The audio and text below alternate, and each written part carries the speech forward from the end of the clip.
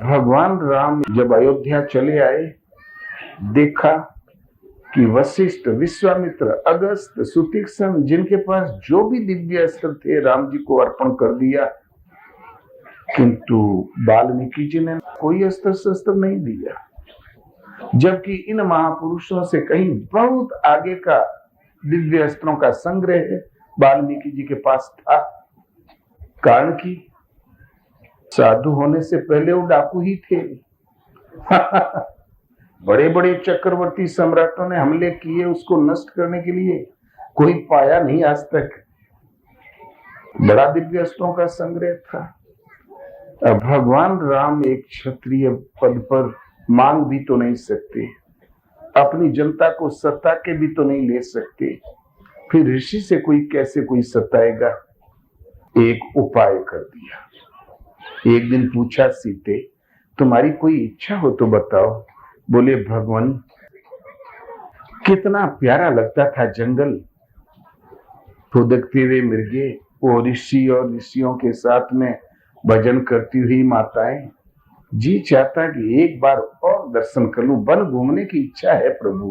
बोले, तुम बिस्तर बांध दो, मैं व्यवस्था करता हूं।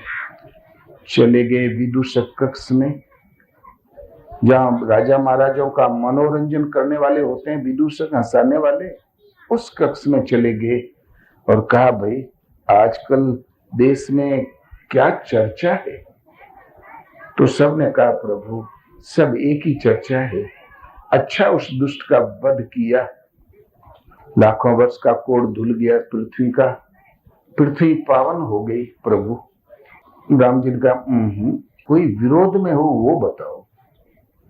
तब भद्र नाम के एक विदूषक खड़ा हुआ, कहा, प्रभु एक धोबी कह रहा है कि सीता माना की पावन है, देवी है, फिर भी सिंहासन लायक तो नहीं है। बस राम जी ने मुंह लटका लिया। लक्ष्मण से कहा, क्यों लक्ष्मण, तुमने हमारी आज्ञा का कभी उल्लंघन किया है? बोले, प्रभु कभी नहीं। कर दोगे? बोले, असंभव। लक्ष्मण और आपकी आज्ञा का उल्लंघन करे ही असंभव। तब राम जी ने कहा, लक्ष्मण जाओ, सीता को इस वन प्रांत में छोड़ आओ। लक्ष्मण ने कहा, भैया ये हमसे नहीं होगा। तब राम जी ने कहा, तब फिर ये राज आज्ञा है लक्ष्मण। बेचारा आंसू बहाता हुआ लक्ष्मण लेके गया, जंगल में छोड़ के लगा, भूखा छोड़ के रोने। तब सीता जी ने कहा, लक्ष्मण भैया तुम 2-4 दिन का भैया का वियोग नहीं सह सकते?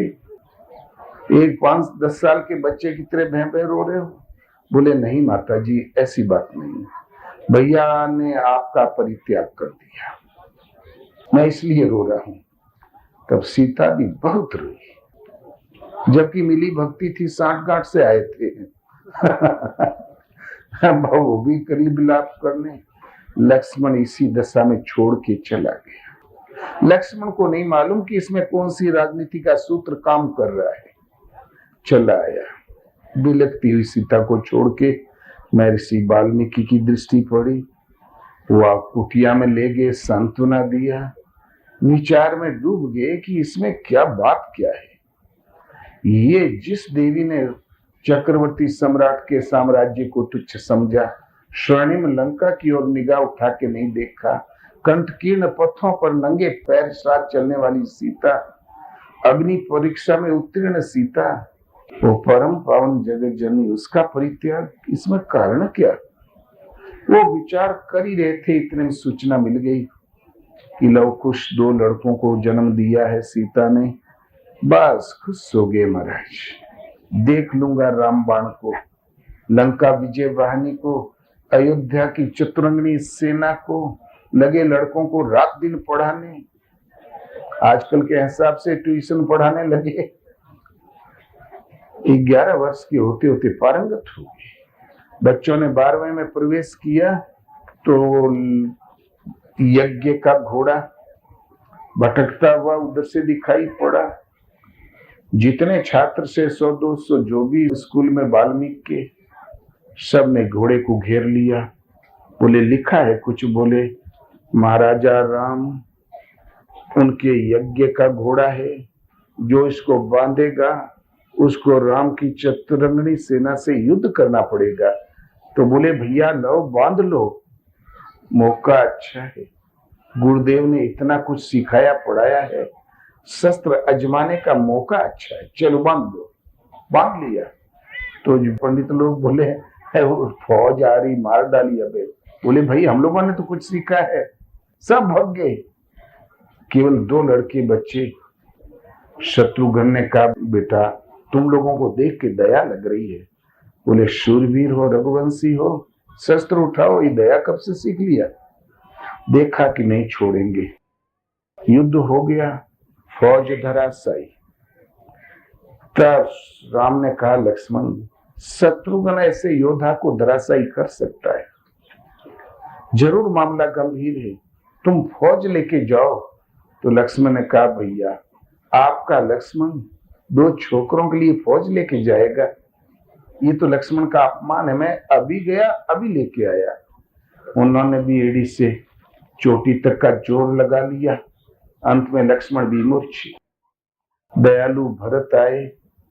राम जी ने कहा अयोध्या पर विपदा आ गई, लंका विजय वाहिनी को इकट्ठी करो। सुग्रीव विभीषण हनुमान जामवंत अंगद संपूर्ण सेना लेके चले आए। भरत के निरीक्षण में चली फौज। भरत ने कहा बच्चों बड़ी प्यारे हो तुम लोग, बड़ी दया लग रही है। बोले युद्ध में एक कूटनीति बंद करो, मुकाबला करो मुकाबला। तब भरत ने भी पूरी शक्ति लगा दिया। मूर्छित अंगद सुग्रीव विभीषण लंका विजय वाहिनी सब मूर्छित। हनुमान ने सोचा कि बात क्या है, ये छोकरे हैं कौन? लगता है सीता जी राम जी से कुछ चेहरा मिलता जुलता लग रहा है। ध्यान करके बैठ गए। बोले प्रभु कृपया इतना बतावें इनके माँ बाप कौन है? तब हनुमान जी को ध्यान में दिखाई पड़ा कि राम और सीता जी के गोद में दोनों बैठे हैं।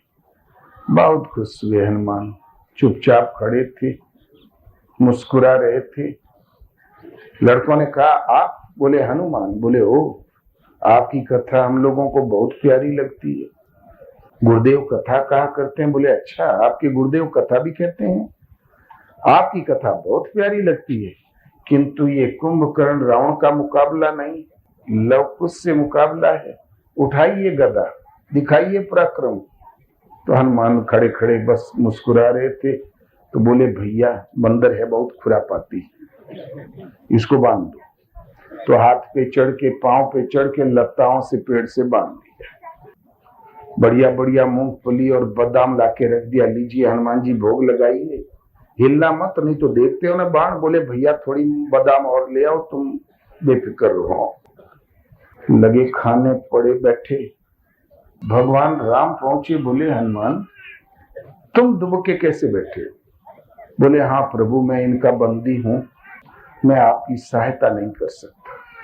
हनुमान जी जानते थे घरेलू मामला है, थोड़ी देर में सेटलमेंट हो जाएगा, इन्हें बाती कौन है। बोले आपकी सहायता नहीं कर सकता। राम जी ने बहुत समझाया, कोई लाभ नहीं तो रामबाण उठा लिया।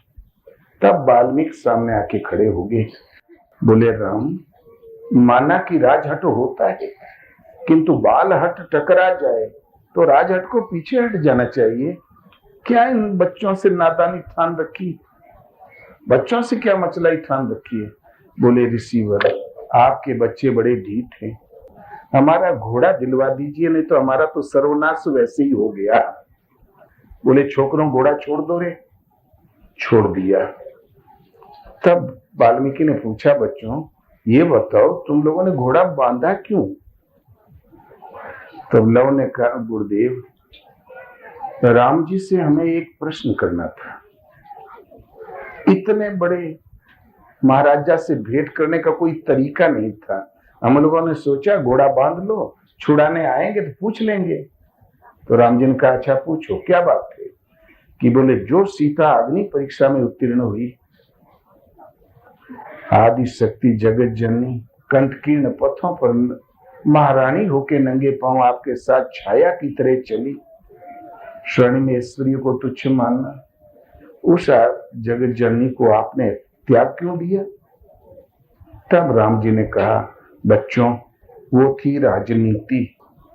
राजनीति बड़ी सूक्ष्म होती है। जो दिव्य अस्त्रों का कोष वाल्मीकि के पास सड़ रहा था, सब राम जी के पास आ गया। लवकुश के माध्यम से मसला हल हो गया, परिणाम दिखाई पड़े, योजना न दिखाई पड़े, तब तो संसार में सफलता मिलती है। अन्यथा जहां कहोगे हम ऐसा कर डालेंगे, वैसा कर डालेंगे, तो विरोधी पार्टी 10 खड़ी हो जाएगी।